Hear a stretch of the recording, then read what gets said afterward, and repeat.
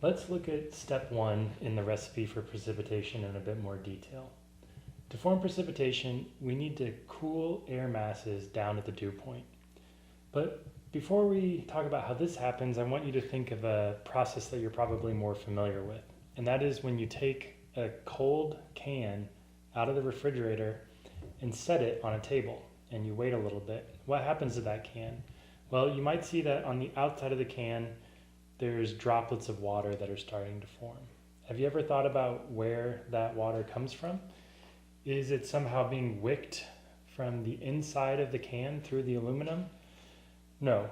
What's happening is the can is cold, and so it's cooling the air around it. And as it cools the air around it, it's causing the relative humidity of that air to increase. And in other words, the air around it is decreasing in temperature to its dew point, and that's causing condensation on the can. So on Earth, in order to cool air masses, there's one primary mechanism. So that is the following: vertical uplift of air.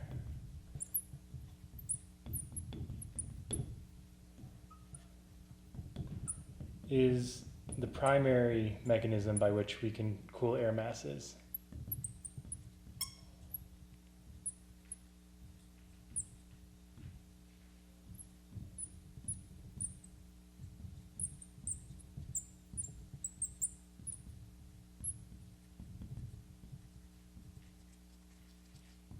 So why is that? So as an air parcel rises, it will tend to expand because there's decreasing pressure. And if it doesn't exchange any heat with its surroundings, it's going to cool down as it does that. And as that happens, it's going to tend to cause it to cool down, and it's going to reach the dew point.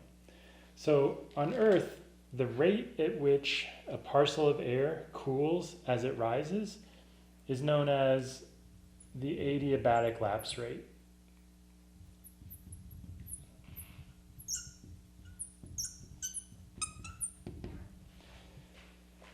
And this word adiabat refers to the expansion or contraction of a parcel of air without exchanging heat with its surroundings.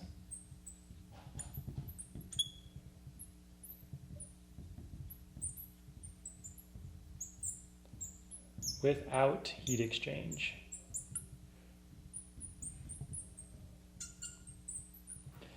And there's two different lapse rates. I will tell you a little bit more about these later when we learn what latent heat is, but there's a dry lapse rate.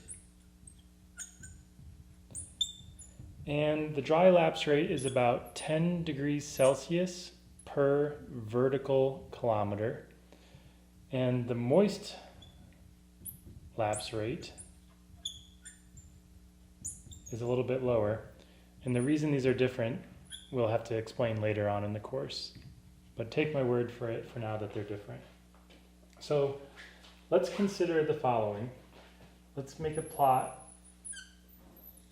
And here we have elevation in the atmosphere. So rising from Earth's surface upwards.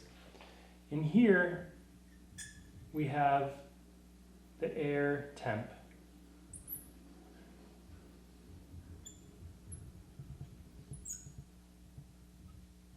Increasing here.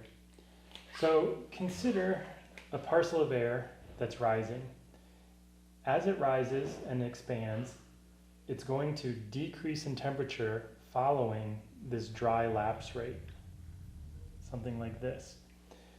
And as it does that, if we were to make a plot of the relative humidity, it might go from 30% to 50% to 70%. And at some point here, it's going to hit 100% relative humidity as it cools down. The point at which it hits 100% relative humidity is where you're going to start seeing clouds form. And this is known as the condensation level.